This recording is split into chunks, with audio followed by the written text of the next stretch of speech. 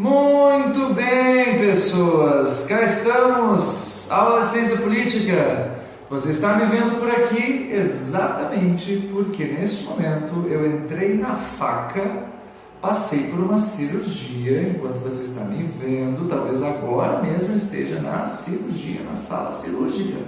Talvez tudo deu errado. E se tudo deu errado, eu já morri. Estou falando do além com você. Mas oremos para que tudo dê certo. Eu recomendo que você ore, porque do contrário eu vou atormentar a tua vida de qualquer maneira. Então torça para que eu volte. É melhor. Pessoas, ciência política. A aula de hoje é a aula que dá sequência no semestre. Você sabe que eu volto daqui 2 semanas, então eu deixei esse vídeo, deixei alguns textos que vão ilustrar o conteúdo dos textos. E nesse vídeo eu também deixei esses slides que eu vou passar aqui para vocês. Esse vídeo ele vai tratar do tema da introdução histórica, digamos assim, a parte histórica da matéria de ciência política. Você sabe que o objetivo da ciência política é entender o poder do Estado. Aqui no curso de Direito, que é onde a gente vê a ciência política, entender o Estado, entender a importância do Estado na nossa vida e como o grande protagonista das leis do mundo do direito. Vocês sabem que essa matéria tem tudo a ver com o direito constitucional. A gente vai conectar toda hora a ciência política com o direito constitucional. Pois bem, a parte histórica que a gente vai iniciar agora, ela é de fundamental importância para que tu entenda as nossas instituições. E as nossas instituições, especificamente no Brasil, que dizem respeito hoje à Constituição de 1988, elas têm um fundo histórico e tu precisas entender esse fundo histórico para entender como elas são assim. Por exemplo, nós vamos falar, e você vai falar disso ao longo de todo o curso, direitos fundamentais, Estado de Direito, separação de poderes e uma série de outros fundamentos importantes que estão na Constituição e que são fundamento para uma argumentação no âmbito do direito. Você tem aí questões importantes do direito que são, por exemplo, vamos pensar agora, as questões relacionadas à Lava Jato. Tá? Você pode pensar assim, mas o que é a Lava Jato, Sérgio Moro, tem a ver com ciência política? Vou dar só um exemplo para tu entender como é que funciona isso tudo e por que é importante entender todo esse processo. O Lula, você sabe, ele foi levado por uma condução coercitiva, ou chamado também de vara, levado sob vara, a prestar um depoimento na Polícia Federal. O Lula reclamou disso na ONU. E agora tem toda uma questão ideológica sobre isso que ele fez, sobre os argumentos que ele usou, etc. Quando se fala, e o que o Lula alega? Ele alega que houve abuso de autoridade, que o nosso Estado seria um Estado policial, que o nosso Estado estaria perseguindo ao Lula. Se isso está acontecendo, nós estaríamos no Brasil passando por uma questão séria em que o Poder Judiciário estaria passando por cima das suas atribuições, estaria quebrando com a separação de poderes.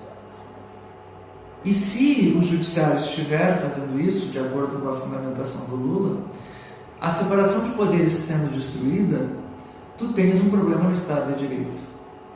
Se tu tem problema no Estado de Direito, todo o fundamento da democracia se foi, porque o Estado de Direito é o fundamento da democracia. Logo, o que tu vai dizer é que o Estado democrático de direito no Brasil não funciona. Bom, até podemos dizer que ele funciona mal, o Estado democrático de direito, por uma série de razões.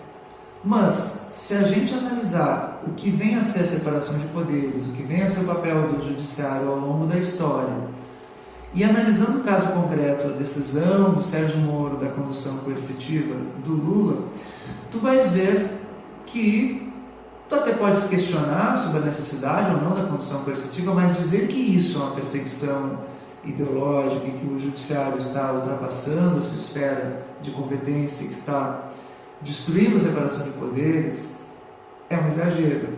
Como é que tu sabe que é um exagero? Analisando historicamente, em comparação com o que aconteceu no caso concreto. Para tu ter essa análise histórica, tu precisa entender bem o que é o Estado de Direito, o que é a separação de poderes, para tu ter toda essa compreensão e conseguir justificar isso bem e entender isso bem.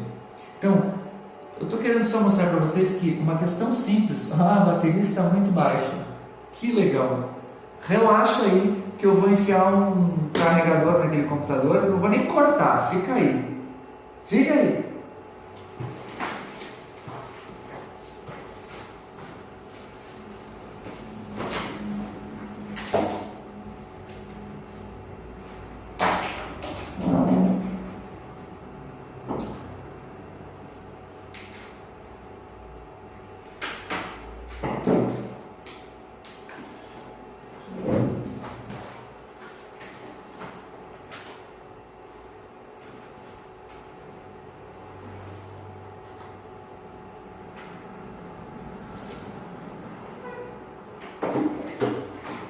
Ei, muito bem. Viva! Tá, se ficou muito ruim eu corto. E aí se eu cortei, eu menti que eu ia cortar. Bom, então vamos lá. O que eu estava falando? Então assim, tá, lembrei. A questão toda do Lula, da condução coercitiva e tudo mais, para você entender os argumentos do próprio Lula, o que isso significa, as alegações, numa situação contemporânea como essa, você precisa então fazer esse resgate histórico para entender o que hoje a gente pode falar sobre Estado de Direito, sobre democracia e como isso se construiu ao longo da história, sobre a noção de liberdade, que ele diz que está sendo cerceado, enfim. Está entendendo a importância disso? Isso vai ficar mais claro à medida em que as questões vão se tornando mais profundas, mais importantes. Os chamados hard cases, né, no mundo do direito, os casos difíceis, aqueles que vão para o Supremo Tribunal Federal, mais vão te exigir essas habilidades dessa disciplina aqui. Fora isso, essa disciplina e esse conteúdo histórico ele é importante para tu entender, não só para tu argumentar as questões contemporâneas que vão tocar nesses assuntos, mas para tu entender de um modo geral como é que funciona todo o nosso ordenamento jurídico, da onde a gente tirou as coisas. E tu dá uma opinião melhor também. Além de tudo, tu vai dar uma opinião melhor. Então vamos entender. História. Aqui não sei se tu vai conseguir enxergar bem, mas tu vai ter os slides aí, então tu pode ir acompanhando, ver o que eu estou falando. Então assim, ó, divisão da história em períodos. Tá? Você tem da pré-história, a fase onde não tem documentos, né? Mais ou menos antes de 4.000 a.C., período paleolítico, neolítico, idade dos metais. Isso não nos interessa, a gente não é historiador. A história aqui é só uma ferramenta para a gente entender a evolução do Estado. Tu tens a Idade Antiga, e o que a gente vai ver na Unidade Antiga? Unidade Política Antiga, o Oriente, Grécia e Roma. O Oriente eu vou mais mencionar que ele existiu, não vou nem entrar no mérito, porque o Oriente ele não é, em termos de Estado, uma grande influência para a gente. Ele até pode ser uma influência para outras coisas, mas não para o Estado. Nós vamos ver Grécia e Roma, mas muito rápido. Tá? A gente vai mais ver para comparar Grécia e Roma com os dias de hoje. Tá? Então assim, você tem vários pontos aqui históricos, isso aqui eu tirei, nem lembro de onde eu tirei, devia dar referência, né? Mas a tabela aqui está em algum lugar da internet, tá? Eu não lembro mais onde é que está. Desculpa aí, viu, quem eu peguei aqui, mas é uma tabela simples, eu só coloquei isso aqui do lado. Então, você tem vários períodos históricos importantes para definir o que é a Idade Antiga, o que é a Idade Média, o que é a Idade Moderna, o que é a Idade Contemporânea, chamada de Contemporânea. Então, na Idade Antiga, nós vamos ver Oriente, Grécia e Roma. O período da Idade Antiga ele termina em torno do século V, especificamente a data que se utiliza é 476 depois de Cristo, fim do Império Romano do Ocidente. A partir daí começa a Idade Média. Na Idade Média, nós vamos ver o reino medieval feudal, que é o nome que a gente vai dar para um estado mais ou menos comum, uma unidade política comum que apareceu em todo o mundo ocidental. Claro que com diferenças, muitas diferenças muito drásticas, mas a gente vai ver o que teve em comum na Idade Média, no chamado Reino Medieval Feudal. Tá? Buenas. Termina a Idade Média em algumas datas que se consideram importantes, uma delas é 1453, tomada de Constantinopla, ou o fim do Império Romano do Oriente, ou também alguns dizem que começou a Idade Moderna, o fim da Idade Média, em 1492, seria o descobrimento da América. Enfim, use a data que você quer definir, é mais ou menos, a gente sempre fala no século XV. Eu vou marcar esses períodos pelo século, eu não vou ficar vendo datas com vocês. O que a gente vai ver é o que é de mais importante em cada uma dessas épocas. Idade Moderna é o período do Estado moderno, que também é diferente em cada local, mas a gente vai ver o que tem em comum, as características comuns. E depois a Idade Contemporânea, chamada de Contemporânea, em que começaria no período da Revolução Francesa, 1789. Outros colocam já a Idade Contemporânea, começaria com a independência dos Estados Unidos, aqui em 1776. Enfim, tem várias datas, escolha a melhor. A gente vai considerar a Idade Contemporânea a partir do século XVIII. E aí tu tens o Estado Liberal Clássico, tá? Que começa no século XVIII com a Revolução Francesa. Na verdade já começou antes com a Revolução Gloriosa na Inglaterra, a gente vai falar sobre isso. E, por fim, o chamado Estado Social Contemporâneo, que é o Estado do século XX e XXI, já falando dos dias de hoje. O que tem de importante em cada um desses períodos aqui? Bom, hoje eu vou falar de Grécia e Roma, muito rapidamente, pensando aquilo que é mais importante. Oriente, o que é importante? Para nós nada, vai ser só curiosidade. Grécia. Grécia vai ser importante a noção de liberdade para o mundo antigo, que já fica bem claro na Grécia. Passou um caminhão aqui de som, não sei se vocês ouviram. Aliás, para quem não sabe, se você está vendo esse vídeo do nada, eu moro em Carazinho. Aqui é o meu consultório, eu trabalho nesse consultório com hipnose clínica. Quem não me conhece deve pensar que eu sou completamente louco. Estou dando um vídeo de ciência política, falo do curso de Direito e digo que eu trabalho no consultório de hipnose clínica. Mas se tu quer saber mais sobre a minha história, eu vou deixar meu link aí no Face. Aí tu vai ter uma ideia, talvez, das maluquices da minha história pessoal. E tu vai entender por que eu gosto dessas coisas todas. Tem um fundo de razão, tá? Não sou pirado. Pareço às vezes. Bom, o que eu estava falando? Passou um carro de som, é isso que eu ia dizer, em Carazinho. Eu estou aqui no meu consultório, em Carazinho é a cidade do carro de som. Eu nunca vi tanto carro de som quanto aqui. Então, você está falando, daqui a pouco passa o carro de som. Vontade de dar um tiro o carro de som. Nossa, que agressivo isso, né? O pessoal dos direitos humanos acho que vai ficar bravo comigo. Ok, vamos pular. Mas eu estou brincando, viu? Não sou um cara violento.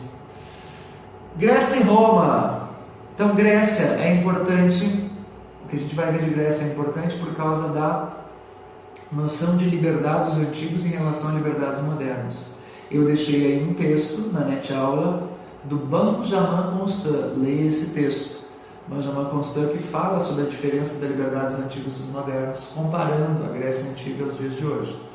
Roma vai ser importante pela noção de civilização, pela ideia que Roma trouxe de um império que uniu povos. Então, Roma vai ser importante para nós, para isso, só para isso. Eu não vou falar sobre o direito romano, sobre a influência de Roma para o direito, porque isso até você vê em história do direito, outras disciplinas mais específicas. Reino Medieval Feudal vai ser importante para a gente entender o papel do rei, que, digamos assim, é a herança remota da função de chefia de Estado, que eu vou falar depois. Estado moderno vai ser importante para entendermos esse negócio chamado Estado, que surgiu mais ou menos no século XV e XVI, em que há uma concentração enorme de poder nesse ente chamado Estado. Estado liberal é importante pelo quê? Pelas liberdades públicas, direitos fundamentais, direitos individuais, pela noção de separação de poderes, com a teoria de Montesquieu, e toda a história da divisão dos poderes que a gente vai ver no Estado liberal. E no Estado social, veremos o Estado social contemporâneo, os direitos sociais e o Estado dos dias de hoje, que é um Estado cheio de coisas para a gente ver e que, enfim, um dos pontos mais importantes é o dissenso que existe ideológico, que surge no século XX e que no Brasil acaba virando uma espécie de hegemonia da esquerda, e nós vamos entender tudo isso, como que funciona isso no Brasil, tá? Nos dias de hoje. Bom, esse é o transcurso da nossa disciplina na parte histórica. Unidade política antiga, Oriente, Grécia e Roma, vamos ver cada um desses itens aqui. Reino medieval feudal, vamos ver as considerações preliminares, características políticas, funções do rei, isso é importante, e o legado do reino medieval. Tá? Estado moderno, vamos ver as características do Estado moderno, condições, 4 mudanças que viabilizaram o Estado moderno, as funções do rei, do Estado nacional moderno, e os subtipos, as diferenças do Reino Unido, da França e de Portugal. Tem diferenças bem interessantes. Portugal é a nossa origem e nós vamos comparar a diferença para esses outros estados para a gente entender o tipo de poder que existe no Brasil. Muito bem. Estado liberal clássico, a construção institucional mais importante. Estado social contemporâneo, vamos entender a construção institucional, que é a mais importante do Estado social contemporâneo. E o Estado liberal pluralista, que eu não coloquei antes, mas o Estado liberal pluralista é uma transição do Estado liberal clássico para o Estado social contemporâneo. Nós vamos estudar como um Estado à parte, tá? Que é o caso dos Estados Unidos. Tá? Esse nome, Estado Liberal Pluralista, eu tirei do professor César Saldanha, meu grande mestre, eu sempre falo nele. O professor César Saldanha, que trabalha com esse nome, Estado Liberal Pluralista, numa das obras dele. Eu vou deixar um capítulo dessa obra que ele fala sobre isso. Está numa trilogia de livros, Consenso e Tipos de Estado no Ocidente, é um dos livros, em que ele trata disso. Tá? Muito legal essa análise dos Estados Unidos e a comparação para o Brasil. Entender a grande diferença do Brasil e dos Estados Unidos. O Brasil, para quem não sabe, é um Estado feito de cima para baixo, enquanto os Estados Unidos é um Estado feito de baixo para cima. Tu vai entender o que é isso nessa aula. Patologias de Estado, classificações de regime de governo, e tu vai entender as patologias de Estado, as doenças de Estado, que são o autoritarismo e o totalitarismo, e as características comparadas. Beleza? Unidade política antiga, Oriente. Oriente Antigo. Oriente Antigo, pessoas, só vou dizer algumas coisas muito simples. Então, o que abrange o Oriente? Né? O Egito, a Síria, Caldeia, Israel, Pérsia, China, todo esse monte de gente de olhinho puxado e diferente da gente. Mentira, né? Porque o Brasil é uma miscigenação total. Mas, diferente da gente, ao menos aqui do sul do país, em que a gente tem aqui uma matriz de colonização europeia e africana, mas não tem muita gente, né, desse povo aqui, mas aparecem por aqui. Então, assim, unidade política antiga oriental, Oriente Antigo, unidade política mal delineada em sua fisionomia política. Isso aqui eu me basei no tempo que eu substituí o professor César Saldanha, vem das aulas dele, tá? Vou fazer a referência aqui. O professor César Saldanha, que foi meu grande mestre e com quem eu aprendi isso aqui, esse conteúdo aqui, e depois, claro, desenvolvi uma série de coisas sozinhos. Mas esse esquema aqui é exatamente o que ele usa e é o que eu uso aqui nesses slides. Então, unidade política mal delineada em sua fisionomia política, religião, economia, ciência, arte e ética formam uma unidade política, um conjunto impreciso sem diferenciação concreta. Carência prática da especificidade política. O que quer dizer isso? No Oriente Antigo tudo se mistura. Aquilo que é uma divindade, ao mesmo tempo, é o governante. Né? Você tem a figura do faraó no Egito, por exemplo, em que, né, ele é o Deus e, ao mesmo tempo, ele é o chefe político supremo. Ao mesmo tempo, as manifestações artísticas giram em torno dessa mesma religião, que ao mesmo tempo é o líder político, que ao mesmo tempo é fonte de toda a ciência, de toda a ética e tudo mais. Então está tudo muito misturado, tá? A cultura está toda muito misturada com o poder e com todo o resto. carência de uma teoria política, de uma visão, de uma concepção da política que se distinguisse da religião, da moral, da economia. Então, está tudo misturado. Toda a economia é determinada pela política, é determinada pela religião, está tudo misturado. Pela arte, está tudo junto. Por isso que não nos interessa, para vocês saberem que era assim. A forma da unidade política antiga oriental é uma autocracia, autokratos. Kratos quer dizer poder, auto para si mesmo. Então, é o poder por ele mesmo, né? Ou também chamada de monarquia despótica. Uma autocracia ou uma monarquia despótica. Despótica vem do grego déspotes, que quer dizer escravo, servo. E déspotes, a ideia de despótico é um senhor de servos.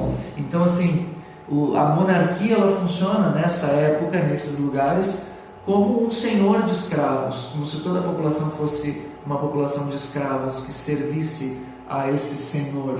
Claro que esse nome veio dos gregos, os gregos observando os orientais e percebendo e achando isso repulsivo, né, com um nome, dando um nome que é pejorativo, mas que na cultura da época fazia todo sentido.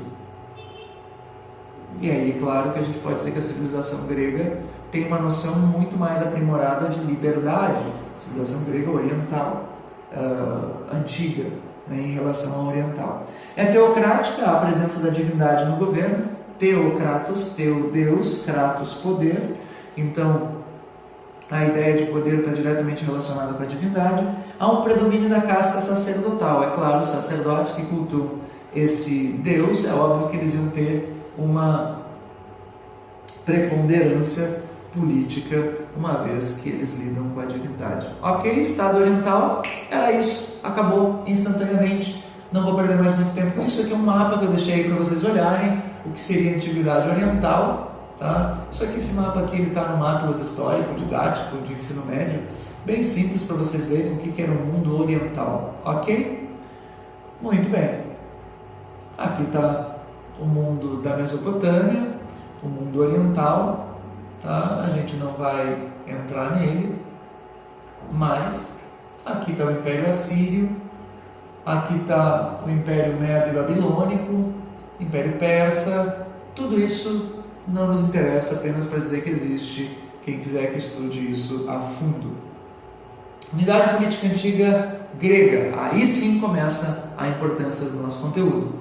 Unidade política antiga grega é o seguinte, só um minuto, pausa para a reflexão, minha câmera piscou, eu quero ver se está gravando os dados. Olha aí enquanto isso, vai olhando, olha o que está escrito aí, vai lendo comigo, isso, está tudo certo, está tudo funcionando. Fui para frente do data show, é assim mesmo, não tem corte, não tem nada, tá?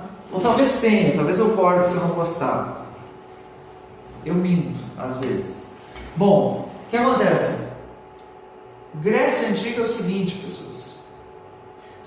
Mais ou menos século VIII até o século IV a.C. Eu não vou ser preciso nas datas, porque o que me interessa é a ideia da morfologia política, é a ideia da forma política que tinha a Grécia Antiga. E essa forma política, o mais importante é entendermos as diferenças para os dias de hoje, é ilustrar a parte antiga para que ela sirva de suporte para entender os dias de hoje. Tudo é em função dos dias de hoje, tá? Porque essa disciplina ela é um suporte para o direito constitucional 1. Então, um grande objetivo é fazer com que você olhe para o direito constitucional de uma maneira mais rica, de uma maneira mais fundamentada, tá? E não uma pessoa que está lendo o direito constitucional preparando-se para um cursinho, que não entende nada do que está lendo, está só memorizando. Não, você vai entender a coisa, por isso que você tem essa disciplina, por isso que a gente vê a história. Tá? Então, assim, unidade política antiga grega, a ausência de uma unidade política grega. Como assim? Unidade política grega, ausência de uma unidade política grega. Uma. Por quê? Porque na verdade existia uma multiplicidade de cidades-estado. A Grécia Antiga, você deve lembrar das aulas de história, eram muitas cidades-estado chamadas de polis, as polis gregas. E essas cidades-estados, elas partilhavam, apesar de elas serem diferentes, independentes, elas partilhavam de uma mesma tradição cultural. Tinham instituições sociais e religiosas comuns. Você tem toda a mitologia grega, que é uma base comum da Grécia Antiga.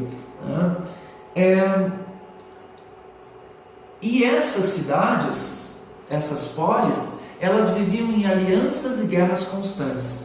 O mundo grego, o mundo antigo, pessoas, é um mundo de muita guerra, tá? É um mundo de muito conflito. E esse mundo de conflito, ele aparece aqui, de um modo muito presente. Você tem guerra, você pega as duas principais cidades gregas, né, Esparta e Atenas, fora todo o universo da Grécia Antiga, você vai ver guerras e mais guerras acontecendo o tempo inteiro. Tem um documentário sobre a Grécia Antiga que eu vou deixar no YouTube, que está no YouTube, eu vou deixar o link para vocês darem uma olhada. É um documentário de uns 40 minutos sobre isso aqui, para ilustrar, para vocês terem uma ideia melhor de como era a vida do homem grego, caso você não tenha. Tá? Também entra nessa série de aulas semipresenciais nessas 2 semanas em que eu não estarei aí, porque estarei na minha cirurgia. Muito bem. Polis é a denominação da unidade política grega cingida aos limites de uma cidade. Um todo genérico, econômico, social e cultural, capaz de sustentar e garantir vida autônoma bastante em si por meio de uma atividade com um poder específico, a política. Então, assim, diferentemente do mundo oriental, aqui já começa a existir uma autonomia maior para a organização da polis. Você já tem, diferentemente do Oriente, em que você tinha a figura de um mundo sacerdotal que organizava tudo, e uma divindade que mandava em tudo, você tem aqui já uma maior organização, uma maior autonomia daquele mundinho, daquela cidade. Cada cidade grega era como uma cidade dos dias de hoje, algumas eram grandes, outras pequenas, 100 mil habitantes, 50 mil habitantes, 200 mil habitantes. Então, você tinha aí um número de pessoas, as maiores cidades, as menores, com uma organização política e que em Atenas vai chegar ao ponto de se desenvolver uma democracia. Uma democracia direta, uma democracia que não tem nada a ver com os dias de hoje, mas uma decisão tomada pela regra da maioria. Então já existe aqui aquilo que a gente chama de política. Lembrando, o que é política? Política é a organização do poder coletivamente em prol de um objetivo comum. No caso aqui, o objetivo comum é a organização da cidade, da polis, para que ela sobreviva frente às guerras, frente à insegurança do mundo antigo. Pessoas viver no mundo antigo era muito inseguro. Você precisava viver preocupado em garantir coletivamente a sua própria vida, porque em qualquer momento poderia acontecer uma guerra. Então, essa aglomeração e essa organização nesse mundo pequeno, nessa polis, vai fazer com que haja digamos assim, uma concepção de mundo muito mais coletivista do que a gente tem hoje, que é muito mais individualista. Tá? Então aqui está a Grécia Antiga, aqui nós temos várias cidades gregas, tá? Eu não vou aqui falar sobre elas. Você tem aqui a ocupação, né, a ocupação das cidades e os povos que formaram a Grécia. Eu não vou falar sobre isso aqui, apenas para ilustrar, tá? Não nos interessa aqui. Os exemplos que eu vou citar para vocês, é óbvio, sempre são os de Esparta, mas quase nada de Esparta, muito mais ainda de Atenas. Até porque em Atenas que vai surgir a filosofia e o berço da nossa civilização ocidental, que é a base para o que a gente vai falar depois sobre o Brasil. Então, assim, sociedade política antiga grega, a religião, a moral, a política e a economia ainda se mesclam na prática. Isso semelhante um pouco ao que existe no mundo oriental e no mundo antigo como um todo. Mas as autoridades não têm mais o caráter divino, isso já é uma grande distinção, uma grande diferença. Os deuses da Grécia Antiga são uma coisa e o poder terreno político é outra. Politia é a visão clássica da democracia grega, chamava-se politia, a tradução hoje utilizada. A politia é a democracia, entre aspas, grega. Democracia, entre aspas, porque era o que eles chamariam de democracia na época, mas hoje a noção de democracia moderna, atual, ela é representativa, ela não é direta. O que tem nessa democracia? Como é que é essa democracia grega? É concebida como a participação dos cidadãos na vida da polis, de forma direta, via assembleias populares, na ágora ou praça. Era na praça pública, chamada de ágora, e que cumulavam todos os poderes. Naquela assembleia, quando chegou a ter a democracia grega, claro que a Atenas ela passou por muitos diferentes tipos de governo, formas de governo, ou regimes de governo, a categoria não é muito precisa nessa época, mas ela passou por monarquia, por tirania, que a gente chamaria hoje de ditadura, e chegou no momento em que experimentou a democracia. Não me interessa aqui os dados históricos, não me interessa especificar isso. O que eu quero que tu entenda só é que quando se chegou na democracia,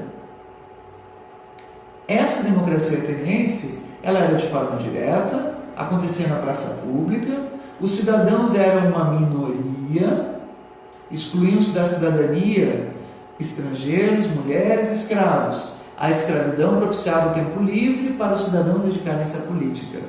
Entenda o seguinte: a democracia, ela surge e ela, apesar de parecer maravilhosa por ela ser direta, maravilhosa aos nossos olhos modernos, como seria bom uma democracia direta, como é lindo, como é maravilhoso, ela era para pouquíssimas pessoas. Isso aqui dava o quê? 10% da população, por aí, que não era estrangeiro, que não era mulher e que não era escravo. E olha que lindo, na Grécia Antiga, você podia ir lá decidir sobre a política da cidade, sobre o que fazer frente às questões, aos interesses da nossa cidade, no domínio das terras, do rio que passa ao lado da nossa cidade. O que podemos fazer? Será que devemos cercar o rio? Será que devemos construir uma represa? O que podemos fazer aqui? E aí nós discutimos.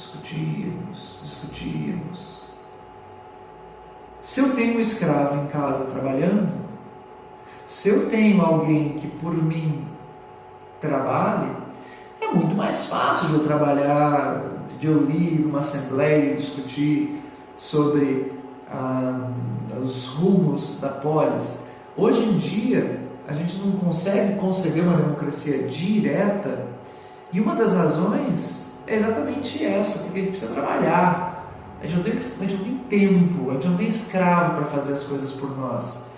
E fora as mulheres, Se você vai ver o papel das mulheres na Grécia Antiga, ele era um papel muito mais doméstico.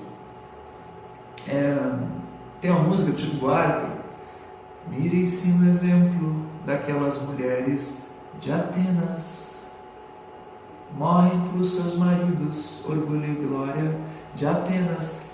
Essa música, ela mostra bem. Eu vou deixar essa música aí, eu vou deixar um link com essa música, Mulheres de Atenas, para dar uma olhadinha.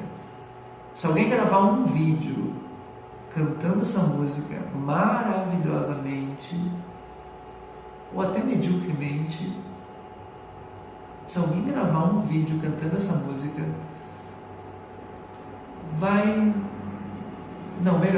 se se alguém em aula, quando eu voltar às aulas, cantar essa música em aula, podia trazer até um violão se alguém canta, se alguém cantar em aula, pode ser até em grupo, fica o desafio, inventei agora, já fiz isso uma vez em aula, mas agora vai ser diferente. Se alguém de vocês trouxer essa música e cantar ela na frente de toda a turma e explicar o contexto dessa música, tanto o contexto em que ela surgiu, Mulheres de Atenas, com Chico Buarque e tal, o período que ela surgiu, o que pensavam sobre ela, sobre essa música, e se cantar ela em aula, para ilustrar isso aqui, você vai ter direito, esse grupo, a meio ponto no G1. Fica o desafio. Se você quiser fazer, faça. Seja feliz e desfrute de meio ponto extra no G1. Desafio artístico.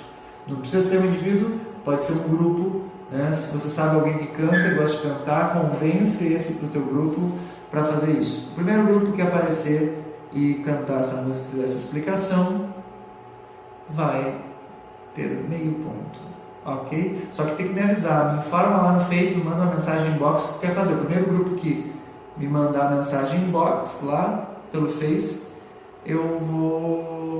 nós vamos combinar, tá? Fica o desafio, vai ser legal. Quero ver se alguém tem coragem de fazer isso. Só pela coragem merece meio ponto, explicando ainda tudo, pô, legal. Tá? Essa música é uma música legal, de Chico Buarque, eu gosto dessa música, bonita. Bom, tá. Até aqui tudo bem? Tu não pode me responder sim ou não? Então eu digo, deve estar tudo bem. Agora tu volta e vê de novo. Muito bem, pessoas. Aqui está Atenas, aqui está a Ágora, tá? A praça pública onde haviam os debates. Muito bem. Unidade política antiga grega. Inexistência da concepção de pessoa humana com dignidade e direitos fundamentais. O que acontece? Hoje existe uma noção que está na nossa Constituição, que é a noção de dignidade da pessoa humana. Está lá no artigo 1º e inciso 3º da nossa Constituição. Vocês vão falar muito disso. Vocês vão falar disso tanto em Direito Constitucional 1, quanto na ciência política.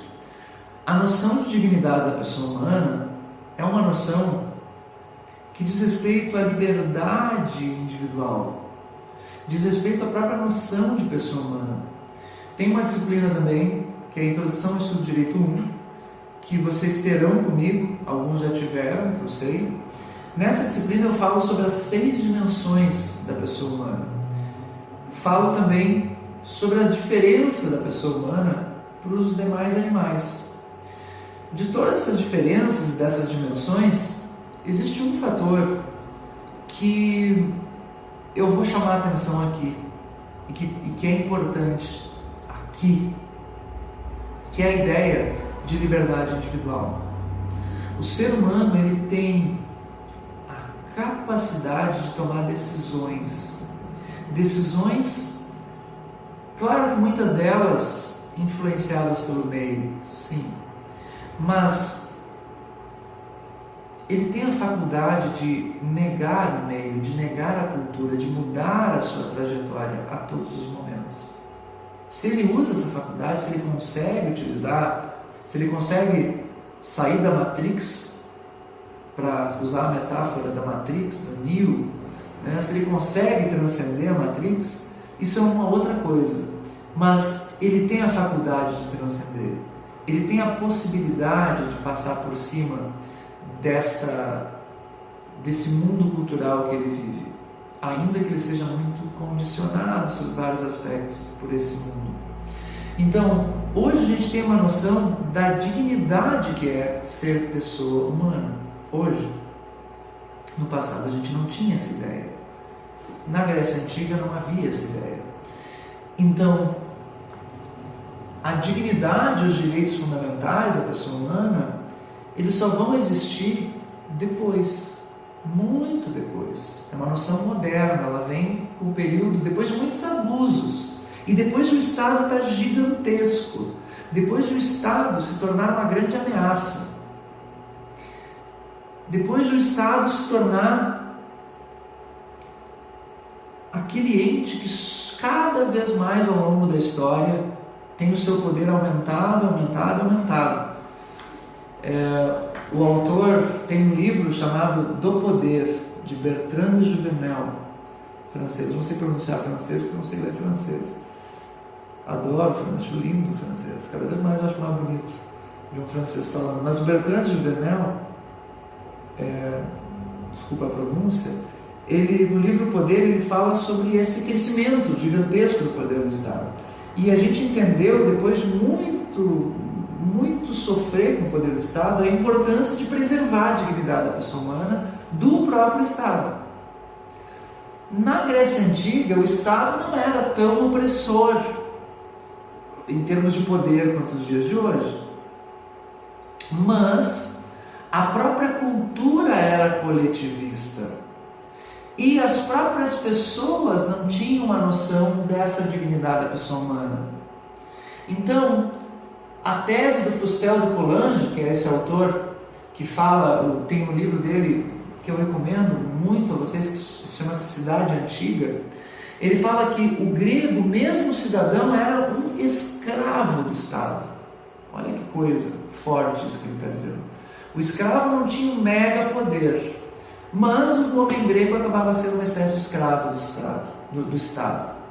E aí vem a tese do Benjamin Constant, em que ele pega isso que o Fustel de Coulanges fala numa frase, ele coloca 4 grandes motivos para a liberdade. Ele diferencia, melhor dizendo, a liberdade dos antigos da liberdade que a gente tem hoje, noção como modernos, nós, modernos. Ele diz, o que é liberdade para nós hoje é totalmente diferente do que era liberdade para o mundo antigo. E ele elenca 4 razões dessa mudança da liberdade, do conceito de liberdade do mundo antigo para o mundo moderno. Esse texto do Benjamin Constant eu também deixei no Net Aula, tu vai dar uma lida nele. E aqui eu vou explicar a síntese daquele texto. Quando eu falo que eu vou explicar uma coisa que tem um texto lá, não é para tu esquecer que existe o texto e só ver a síntese. Tu tem que ler o texto, porque é lendo o texto que tu vai conseguir aprofundar, entender, inclusive numa prova conseguir escrever sobre o assunto. Então leia o texto. Então assim, a aula serve para tu compreender melhor o texto. Ok? Crianças. Então, tese do Benjamin Constant. Em 1818, esse autor importantíssimo, ele fala da famosa contraposição entre liberdades antigos comparada a liberdades modernos. Qual é a contraposição? Veja, 1818, isso aqui tinha passado a Revolução Francesa. Benjamin Constant é um autor importantíssimo inclusive porque ele vai ser o autor que vai falar sobre o poder moderador. Em outro momento eu vou falar sobre isso, poder moderador, que é a teoria dos 4 poderes que fundamentou a nossa primeira Constituição, a Constituição do Império de 1824. Então, mas isso não é agora, só para saber que ele é importante. Então ele contrapõe a liberdade dos antigos com a liberdade que a gente entende hoje, a liberdade dos modernos. Olha o que diz ele. Para os antigos a liberdade era a participação política direta dos cidadãos nas assembleias, conforme o que o Rousseau veio a defender depois. O Rousseau, muito depois da antiguidade, o Rousseau ele é contemporâneo do Benjamin Constant, ele defendia a liberdade dos antigos na prática do mundo moderno. Olha só, Benjamin Constant está falando que nos antigos existia liberdade, a noção deles de liberdade era para participar na vida coletiva. Um cidadão antigo, grego, ele dizia que ele era livre se ele participava. Ponto. E essa é a ideia que o Rousseau queria implantar na França e no mundo. A ideia da participação direta está no livro Contrato Social do Rousseau. Tá? O Benjamin Constant está dizendo o seguinte: isso que o Rousseau defende, e isso que aconteceu na Grécia Antiga, era uma concepção de liberdade no sentido antigo. Tu só é livre nesse sentido antigo se tu participa na vida coletiva. É chamada liberdade de participação. Diferentemente disso, é a nossa liberdade dos dias de hoje. Pensa aí para ti, o que é ser livre? O que para ti é ser livre? Pensa agora, enquanto eu bebo uma água. O que é ser livre?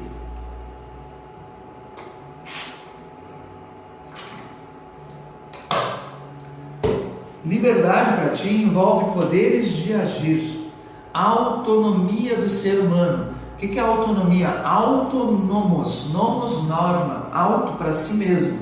Ou seja, a tua concepção de liberdade está diretamente ligada ao fato de tu fazer as tuas regras, tu decidir o que tu vai fazer. Tu simplesmente optar pela roupa que tu está vestindo, o lugar onde tu quer frequentar, liberdade de ir e vir, a igreja que tu quer ir, liberdade de culto, de crença, a liberdade que tu tem para expressar as tuas ideias, e a liberdade até de pensar aquilo que tu quer pensar, liberdade de consciência. Então, liberdade para ti é isso. E ai de ti se tu diga que não é isso, porque eu vou te dizer, então se para ti liberdade não é isso, inclusive a tua propriedade, tu poder ter aquilo que tu quer ter, não vai me dizer que é isso que para ti é ser livre? Tu não está aí me vendo no teu iPhone, no teu Samsung Galaxy S, sei lá o que, ou no teu computador, usando wireless. Não é esse o mundo que gira à tua volta, onde tu pode fazer escolhas, onde tu pode agora, talvez, se quisesse, dar um clique e ir para outro vídeo. Espero que tu não faça isso. Mas essa liberdade que tu tem de dar um pause agora no vídeo, de fazer o que tu quiser, é a liberdade de ir e vir, a liberdade de crença, a liberdade de agir, poderes de agir, é a liberdade moderna. O homem grego não tinha noção da importância disso. A importância que ele dava à liberdade era no sentido de participar politicamente. Era muito mais voltada ao mundo coletivo. A tua liberdade de hoje é uma liberdade individual. Está entendendo a diferença? Tu está interessado em ti, em primeiro lugar, naquilo que para ti é importante. Para o homem grego era a vida coletiva que era o mais importante. Entendeu a diferença? Só para tu ver bem essa diferença, pensa hoje, nos dias de hoje, que tu dá muito valor a essa liberdade de ir e vir, de consciência, de crença, de tudo aquilo que tu faz no teu dia a dia, nas tuas escolhas, na roupa que tu está vestindo, na comida que tu vai comer. Pensa na importância que tu dá isso, que tu dá a isso, e compara com a importância que tu dá para decidir coletivamente um assunto, para a participação política. Compara essas coisas, para pensar. Será que tu dá tanto valor à liberdade no sentido de participação como a da tua vida individual? Claro que não. Eu duvido que tu vá a muita reunião de condomínio no teu prédio. Eu duvido que tu fique feliz quando tem uma reunião para decidir alguma coisa toda hora. Mas se tivesse reunião todo dia, toda hora para decidir algum assunto coletivo, tu ia ficar empolgadão? Ah, que bom, hoje tem reunião para decidir coisas coletivas. Ou será que tu sente muito mais prazer quando tu decide individualmente sobre a tua própria vida? O filme que tu vai ver, a namorada que tu quer ter, sei lá. Pensa. Criatura, tu é muito mais voltado às tuas escolhas individuais. Eu não vou ficar aqui enumerando itens da tua vida, basta que tu pense. Na antiguidade grega, havia muito mais importância para a vida coletiva. Há uma vida voltada para a coletividade. Então, não que eles não dessem importância para a vida individual, até davam, mas havia uma preponderância à liberdade de participação. Inclusive a palavra liberdade, entenda, eles usavam a palavra liberdade no sentido de participação política, ou seja, só o cidadão grego era plenamente livre, porque ele poderia participar politicamente. Entendeu? Tu já disse que tu é livre, não se tu participa. Tu fala até que tu é um cidadão, se tu pode votar e ser votado. Mas tu não usa a palavra livre para votar e ser votado. Tu usa a palavra livre para fazer escolhas. Essa é a liberdade do estilo moderno. Ok? Liberdade política antiga, dentro da unidade política antiga grega, Benjamin Constant, a liberdade e participação dos antigos perdeu a importância para a liberdade e autonomia que é dos modernos, em função de 4 razões. Eu vou terminar essa aula enumerando as 4 razões, porque eu não vou ir para Roma. A Roma eu vou deixar para, em aula, falar algumas coisas de Roma. Tá? Ou talvez eu grave outro vídeo sobre Roma. Vamos ver, se der tempo. Senão eu vou deixar um texto. Eu já digo depois no próximo vídeo o que eu vou fazer, ou nas instruções da net aula, para tu ver o que tu vai fazer sobre Roma. Tá? Mas a aula vai terminar agora com Grécia. Esse vídeo termina com Grécia. Já está ficando longo demais. Unidade política grega. Então, a unidade política para Benjamin Constant, ele diz o seguinte: 4 razões fizeram com que liberdade e participação deixasse de existir em importância e ganhasse em importância a liberdade no estilo moderno, a liberdade e a autonomia. Quais são as 4 razões? Primeiro, desenvolvimento do comércio. Pessoas, o mundo grego antigo era um mundo que vivia em guerra. E o comércio ele era extremamente secundário ainda nessa época. Claro que algumas cidades faziam comércio, mas era pouco. Ele não tinha um impacto nas relações humanas como hoje, por exemplo, tem. E o que acontece? Quando tu não tem comércio, pessoas, qual é a forma em que tu gera riqueza? Tu tem agricultura, né? Ou seja, tu produz o teu alimento, e tu tem guerra, pilhagem, porrada, entendeu? E aí, pessoas, se a solução é na base da porrada, na base da guerra, tu não tem comércio, o comércio não é desenvolvido, qual é a tua preocupação? A tua preocupação, quando tu só tem guerra em vez do comércio, é em preocupar-se com a vida coletiva, é em organizar a vida coletiva para uma eventual guerra. Tu estás voltado à vida coletiva porque tu precisa proteger-se coletivamente a uma ameaça externa, a um inimigo externo que pode vir e pilhar a tua cidade, te escravizar, etc. Com o desenvolvimento do comércio, as relações humanas vão se tornar mais e mais civilizadas. Essa é a ideia de civilização. As relações humanas vão se tornando mais suaves. E com isso, com o comércio, tu não te volta mais tanto à questão da vida coletiva, tu te volta muito mais à tua vida individual, porque através do comércio tu ganha as benesses das escolhas. Tu acaba podendo, com muito mais tranquilidade, voltar-se à vida individual, que é muito mais rica, pessoas. A vida individual, ela é o teu universo das tuas escolhas, ele é fantástico. Tu sabe disso, basta tu parar para pensar. O que acontece? Quando o comércio foi se desenvolvendo, as pessoas pararam de guerrear. Pararam de guerrear, ou diminuíram, né? Pararam, óbvio que não pararam, né? Mas diminuíram a quantidade de conflitos entre polis, entre estados. E há uma preocupação menor com a vida coletiva. E, paralelo a isso, com o comércio, para desenvolver atividades comerciais, se tu tem muitos direitos políticos e primeiro que tu não tem mais interesse em ir na ágora para decidir questões públicas, porque tu quer pensar no teu desenvolvimento da tua atividade comercial, que vai fazer com que tu enriqueça, com que tu consiga conquistar alguns prazeres maiores da vida por conta do teu trabalho. Então os direitos políticos em demasia acabam sendo um fardo com o desenvolvimento do comércio, porque eles mais atrapalham. Tu está preocupado em ganhar o fruto do teu sustento no teu trabalho, e é dele que tu vai tirar a tua própria vida, o sustento da tua família, etc, etc, etc. Tá entendendo? Então diminuir o número de guerras, aumento do comércio, faz com que tu volte mais para a tua vida individual e não mais tanto para a vida coletiva.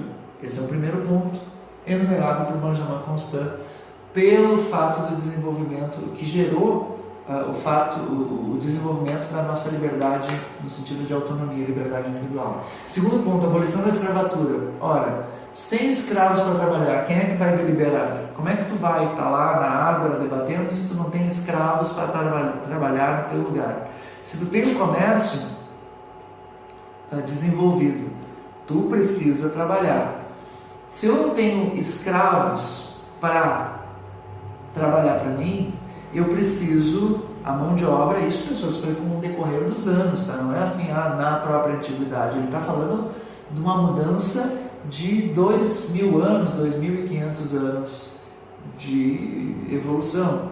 Na época ainda, ele está falando isso em 1818, já tinham passado o que da antiguidade, mais de 2.000 anos.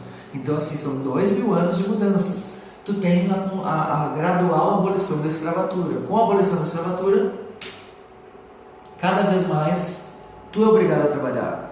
E como tu tem que trabalhar, tu não tem escravos, tu precisa buscar o teu sustento e tu não pode ficar se preocupando com a vida coletiva. É por isso que tu não vai à reunião de condomínio. Tá entendendo? Exatamente por isso. 3. Maior extensão territorial dos estados. Com a polis grega pequenininha, tu tinha condições de reunir todo mundo na Ágora para definir aquilo que era importante na vida coletiva. Com os estados cada vez maiores, tu imagina o estado do tamanho da França. A França é o tamanho do Rio Grande do Sul, mais ou menos. Como é que tu vai reunir toda a população do estado para deliberar sobre a vida coletiva?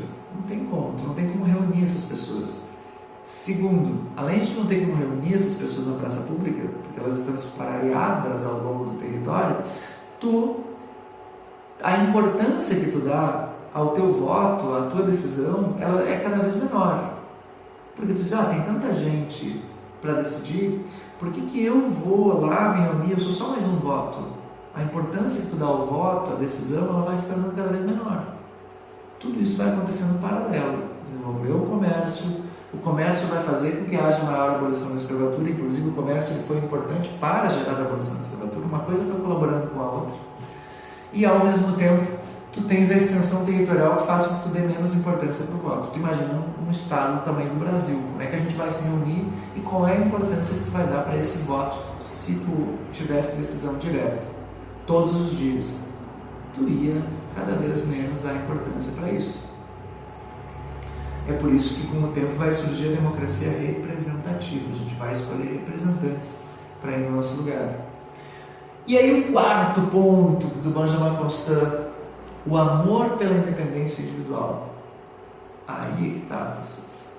Com o tempo, quando o ser humano começou por conta de uma coisa levando a outra, comércio, abolição da escravatura, aumento do tamanho dos estados, vai sentindo ao mesmo tempo que o poder do Estado vai ficando forte, mas que eu não controlo o poder do Estado, porque eu também não participo muito. Vai surgindo um amor pela independência individual. Aos poucos, o ser humano vai entendendo a importância que é a liberdade individual. E essa importância, pessoas, ela vai chegar no ápice. Ok? No momento do amor, caiu o meu celular, a bateria acabou. Ok, não tem problema, vamos de novo, vamos continuar daqui. O que acontece? Estava no amor. No momento do amor, travou meu celular. Ele se emocionou, eu acho. Amor pela independência individual. Nesse momento, eu digo o seguinte: o amor pela independência individual, pessoas, como todo e qualquer amor, ele precisa ser constantemente valorizado. A tua independência individual, ela é a que é a tua liberdade, ela é o bem mais importante que tu tens. E a humanidade demorou a descobrir isso. Demorou muito a descobrir isso.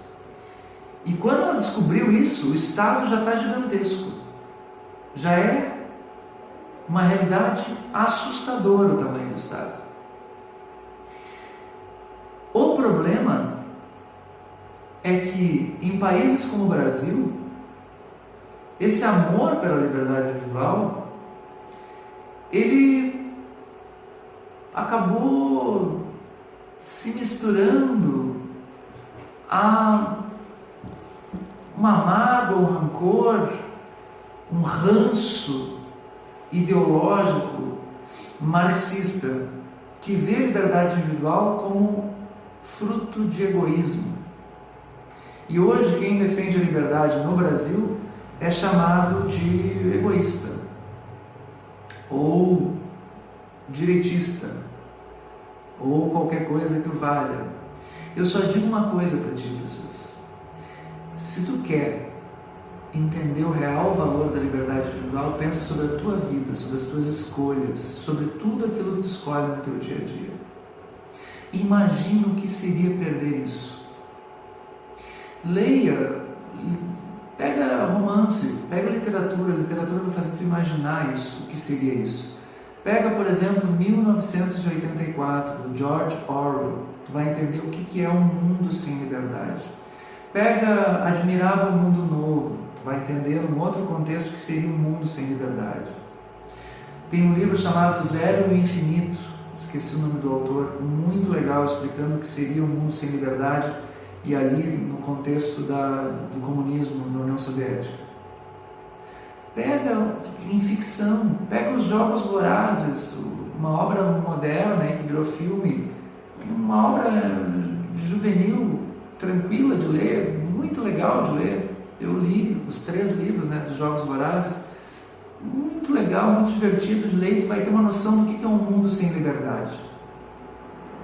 O tema da liberdade é apaixonante na literatura, e ler uma chamada distopia, que é uma distopia, é um romance que traz um mundo imaginário em que